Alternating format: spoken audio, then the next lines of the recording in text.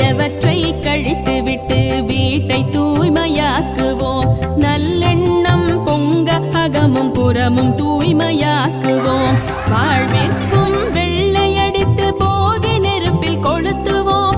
வளர்தல் உயர்தல் எழுதல் பொலிதல் நிறைதல் மிகுதல் பொங்கலே. பொங்கலோ பொங்கல் போகி பொங்கலோ பொங்கல். பொங்கலோ பொங்கல் பொங்கலோ